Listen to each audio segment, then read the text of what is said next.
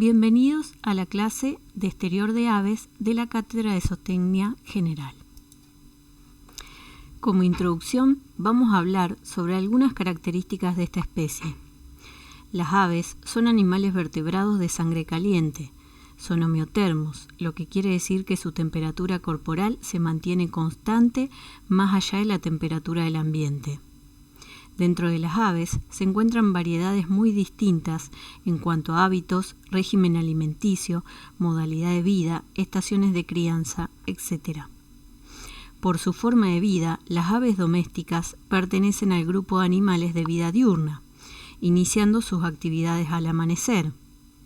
El hombre, mediante la iluminación artificial, modifica las horas luz con el fin de modificar la madurez sexual, la puesta de huevos y en general obtener mejores rendimientos. Según su régimen alimenticio, podemos encontrar especies carnívoras, insectívoras, granívoras, herbívoras y omnívoras. Las gallinas domésticas son omnívoras, pues son capaces de digerir tanto proteína animal como proteína vegetal. Una característica importante de las gallinas dentro de su comportamiento sexual es la poligamia. El macho, llegada a la estación sexual, establece jerarquía entre sus congéneres y el dominante tiene derecho a la reproducción. La mayoría de las especies de aves domésticas presentan un marcado dimorfismo sexual. El mismo se evidencia en el tamaño, la coloración y los hábitos de ambos sexos. Los gallos se caracterizan por el mayor tamaño de la cresta, un plumaje brillante y vistoso. Especialmente se destacan las plumas de la cola en forma de hoz. Las hembras tienen plumas de colores más apagados. El plumaje de la cola es recto y crestas de menor tamaño.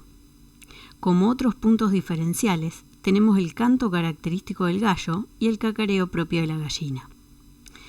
La gallina, como el pavo, el ganso, el faisán y otras especies, tienen características comunes como la capacidad reproductiva a través de la puesta, poseer un tamaño corporal medio y una considerable velocidad de desarrollo. La conjugación de estos caracteres hace que la cría de estas aves sea una fuente de beneficios y alimentos para el hombre. Anatómicamente, la primera barrera de defensa de las aves es la piel, la cual se encuentra cubierta por plumas y escamas. Ambas son producciones córneas. La piel es una envoltura protectora muy delgada que recubre todo el cuerpo y actúa como órgano termorregulador y sensorial. A su vez, la piel está formada por la epidermis, la dermis y la hipodermis. La epidermis es delgada en las zonas emplumadas de la piel. La dermis es muy delgada y está repartida acorde con la epidermis. La hipodermis es laxa y abundante y contiene el panículo adiposo, que se localiza principalmente a la entrada del pecho, en la articulación de la espalda, las rodillas y bajo la piel del abdomen. La piel, a excepción de ciertas áreas especializadas, es de color blanca o amarilla. La intensidad del color se relaciona con el contenido de carotenos del alimento consumido y las características genéticas del animal que condicionan la cantidad de melanina presente. Recordemos también que las aves carecen de glándulas sudoríparas. No sudan, sino que jadean. A su vez, presentan en la parte superior de la cola la glándula uropigia. Esta segrega una cera aceitosa que mediante el pico lo distribuye por sus plumas, otorgándole brillo y preservándolas de la humedad. Es muy importante en aves acuáticas, donde obviamente la secreción de la glándula es mayor. Las zonas sin plumas presentan un estrato córneo grueso y resistente denominado escamas. Ejemplos de estos son la cresta, la barbilla, los lóbulos de la oreja, las escamas del tarso, zancas y dedos, el pico, los espolones y las garras. Las escamas están constituidas por una sustancia denominada quitina, que forma producciones córneas regulares y planas, como en el tarso, metatarso y dedo, mientras que en las uñas y picos son formaciones alargadas y triangulares. Las plumas son formaciones epidérmicas que cubren casi la totalidad del cuerpo. Están formadas principalmente por una proteína llamada queratina. Estas cumplen varios propósitos, tales como ser auxiliares para el vuelo, proporcionar aislamiento en temperaturas extremas, repeler la lluvia y la nieve y atraer a otras aves de la misma especie. Un dato importante: los pollitos tienen plumas verdaderas solo en la cola y en las alas. El resto del cuerpo está cubierto por plumón. El pollo a las 4 a 5 semanas está emplumado por completo y a las 8 semanas, ya cerca de la madurez sexual, que es a los 6 meses aproximadamente, vuelve a mudar. En aves adultas se produce anualmente un proceso fisiológico llamado muda o pelecha. Se produce debido al desgaste de las plumas, las cuales se hacen quebradizas, caen y se deben desarrollar nuevas plumas. Este proceso en la naturaleza se da de forma intermitente y en un patrón constante, de manera que el ave nunca va a estar desprovista de plumas. Todo el proceso dura aproximadamente 4 meses. Debido a que el mismo está bajo control hormonal, durante este periodo las gallinas ponedoras cesan su postura en la mayoría de los casos. En la práctica, se utiliza como una herramienta de manejo con el fin de dar descanso a los animales entre ciclos productivos. Se aplica cuando el porcentaje de producción disminuye y además se pierde calidad del huevo. La maniobra zootécnica se denomina muda forzada. Es de menor duración, de 6 a 8 semanas. Se lleva a cabo estresando en forma aguda a los animales mediante la disminución del alimento, el agua y la luz, lo que implica que bruscamente cese la producción de huevos. Las aves cambian el plumaje en forma más rápida y completa, de manera natural, reiniciando luego un nuevo ciclo de postura. Como ya hemos hablado, todo proceso de estrés tiene un costo, el cual puede significar la muerte de un porcentaje de los animales. Por eso es importante evaluar el estado del plantel antes de someterlo a esta maniobra. El desarrollo de las plumas comienza a partir de la papila del corión, denominada papila de la pluma, la cual se encuentra en el fondo del folículo de la pluma. En la mayoría de los casos, atraviesa la piel oblicuamente y cráneo caudalmente. En el folículo está inserta una parte de la pluma llamada cálamo o cañón. Es un eje sólido, elástico, cilíndrico y hueco. En su extremo apical presenta una excavación poco profunda y redondeada denominada ombligo o cicatriz, responsable de la nutrición y la circulación del aire.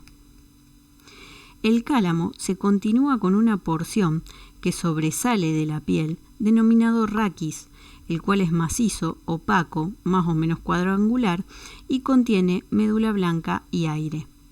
Si ustedes toman una pluma, van a poder observar el cambio de forma y de color en el raquis, tanto en la porción intraepitelial como en la porción extraepitelial. Desde el raquis se extienden las barbas, que parten lateralmente, están dirigidas oblicuamente en dirección al extremo distal de la pluma y se hallan en el mismo plano. Las mismas están ramificadas en 2 filas, proximal y distal, de pequeños filamentos terciarios llamados válvulas o radios. Estas válvulas o radios comprenden 1. Las barbículas, 2. Las barbillas y 3. Los radios filiformes o del plumón. Las barbículas son radios proyectados desde el borde distal de las barbas en una dirección más o menos paralela al raquis. Además, están provistas de finos ganchos microscópicos, llamados radiolos, en los cuales quedan prendidas las barbillas de la rama siguiente. Las barbillas salen del borde proximal de las barbas. Este enganche de uno con otros forma en conjunto el hámulus, el cual le da la consistencia de tela. y la firmeza de la parte externa de la pluma. En la parte interior de la pluma nacen desde las barbas, más blandas y delgadas, los radios filiformes. Estos son largos y carecen de ganchos y presentan el componente principal del plumón, que a menudo difiere en su color de la pluma principal. Esta característica también la pueden observar si toman cualquier pluma. Van a ver que la tela o vexilo tiene un color y los radios filiformes en la base tienen otro color. Los tipos de pluma se distinguen por el tamaño, los caracteres y la función que desempeñan. Tenemos las plumas de revestimiento o penas, los plumones y las filoplumas. Las plumas de revestimiento o penas integran el plumaje que cubre el cuerpo en general. Aparecen superpuestas unas a otras como las tejas de un tejado, de adelante hacia atrás. Encontramos las tectrices, que constituye la parte principal del plumaje, las timoneras, implantadas por regla general en número par en folículos muy profundos, formando una fila transversal en el extremo de la cola. En el macho forman las hoces menores y mayores, y en la hembra el almohadón para la monta. Las calzonas, situadas en las escamas de las patas, las esclavinas o golillas, ubicadas en la base del cuello, las lloronas o caireles, ubicadas en el dorso y el lomo, y las remeras, ubicadas en el ala, alcanzan un desarrollo completo, presentan la función mecánica del vuelo, y en su base están cubiertas por plumas de revestimiento denominadas cobertoras. Encontramos plumas del tipo remeras de dos tipos. Las primarias o manuales forman una fila en el borde lateral del extremo del ala, donde se implantan el antebrazo. Miden 18 centímetros en adultos de razas medianas y están en número de 10 a 12. Las secundarias o del brazo están en el cúbito, plegadas cuando el ala está en reposo. Miden 16 centímetros en adultos de razas medianas y están en un número de 12 a 14. Otro tipo de plumas importantes son las plumas cobertoras o cobijas. Suelen estar imbrincadas con las otras, cubren la base de las remeras. Según su ubicación, justamente se llaman cobijas inferiores o primarias, ubicadas en el antebrazo, o cobijas superiores o secundarias, ubicadas en el brazo. Forman el ala escapular o paráptero, en tanto que las plumas del primer dedo representan el ala bastarda del pulgar o álula. También cubren la base de las timoneras. En este caso se denominan cubiertas de la cola y a su vez recubren parte de la zona pectoral, ventral y de los flancos. Los plumones son pequeños, están cubiertos totalmente por las plumas de revestimiento y yacen directamente sobre la superficie corporal, a la que sirven de protección térmica, generalmente en el abdomen. Poseen un raquis blando, cuyas válvulas no están engarzadas por faltarles los apéndices ganchudos radiolos, como ya habíamos dicho. Las filoplumas son rudimentarias, tienen un raquis delgado y capilar que termina en un mechón de radios laterales. Se encuentran principalmente en la base del pico, pero también suelen verse en otras partes del cuerpo. Con respecto a la distribución de las plumas, hay que tener en cuenta que el cuerpo del ave no está cubierto de plumas de manera uniforme, sino que éstas crecen en hileras. Las plumas de revestimiento, como se puede observar en el gráfico, se agrupan en áreas de implantación dispuestas regularmente, llamadas terilias. Las mismas se encuentran separadas por espacios desnudos o desprovistos de plumones, llamadas apterias. Encontramos 13 terilias o zonas con plumas que se denominan según su ubicación. Por ejemplo, como podemos ver en el gráfico, tenemos el terilio cefálico o el terilio dorsal del cuello. Los colores y patrones de las plumas son características genéticas, de absorción o bien estructurales.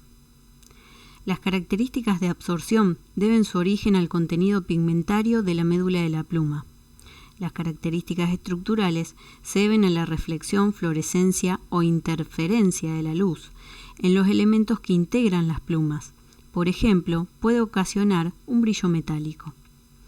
La coloración se debe a un pigmento a base de melanina que varía en intensidad, oscilando entre el negro, azabache, el blanco, pasando por el gris, rojo, pardo, agavilanado, listado, bronceado, trigueño, y ofrece muchas particularidades y matices según la especie, raza y estirpe.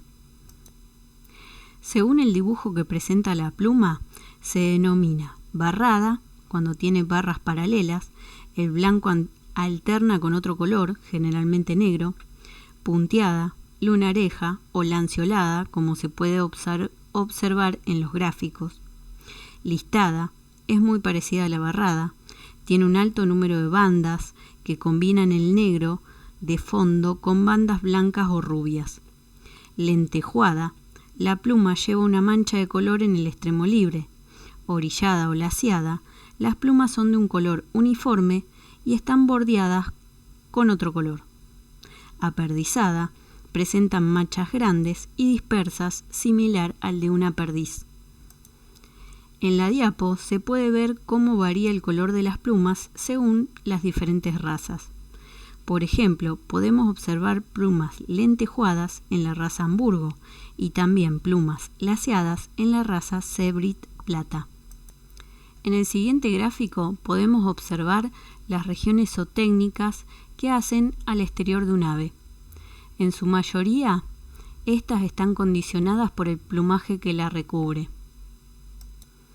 Por ejemplo, en el caso del cuello encontramos las plumas denominadas golillas o esclavinas, las cuales van a ser más coloridas y van a estar más desarrolladas en el macho.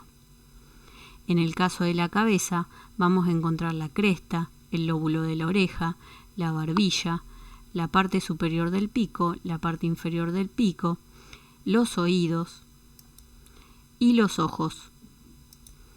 En el caso del tronco encontramos el pecho, las alas, tenemos el frente del ala y después va a estar determinado por las plumas remeras y las plumas cobertoras.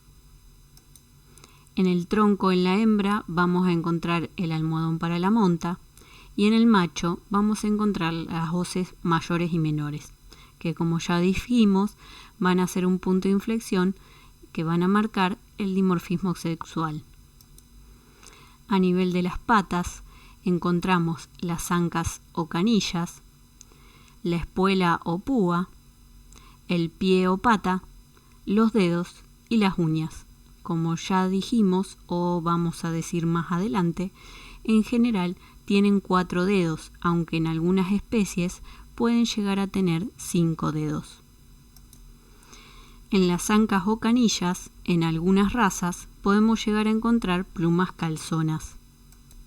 En el dorso y el lomo encontramos las lloronas o caireles. Y el resto encontramos plumas tectrices y en muchos puntos, como también ya dijimos, encontramos plumas cobertoras.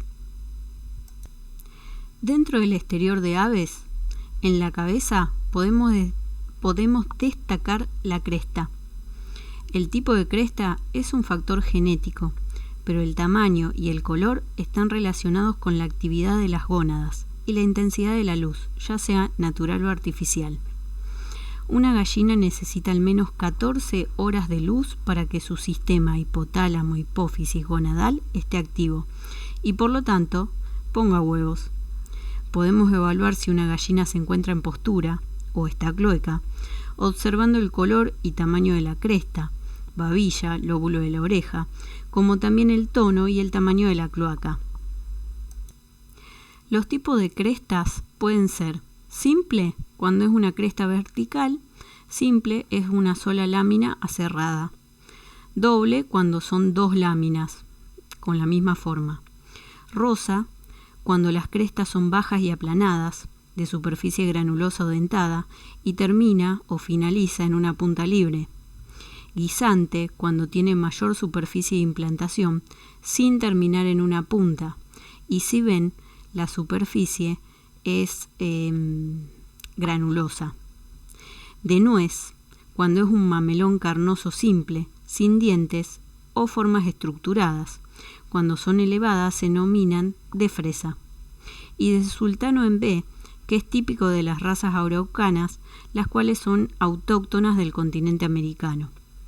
Estas razas son las que dan los huevos con tonalidad verde o azulada. Con respecto a los ojos, las aves poseen una leve hipermetropía. A su vez, captan mejor los colores violetas y naranjas. Las pestañas son plumas erizadas formadas por un raquis derecho. El anillo de los ojos está formado por el borde interno de los párpados. En cuanto a las patas y zancas, las zancas y la mayor parte de las patas están cubiertas por escamas. Como ya se mencionó, las mismas pueden variar su color según un componente genético que condiciona la cantidad de melanina presente y la cantidad de carotenoides que se le dé al animal con la alimentación. Por ejemplo, las zancas amarillas se deben a pigmentos carotenoides de la dieta y se da cuando el pigmento melánico está ausente. Cuando hay negro en la dermis, o sea, tenemos melanina, y amarillo en la epidermis, porque le estamos dando, por ejemplo, maíz a esas gallinas, las zancas tienen una apariencia verdosa. Cuando faltan ambos pigmentos, las zancas son blancas.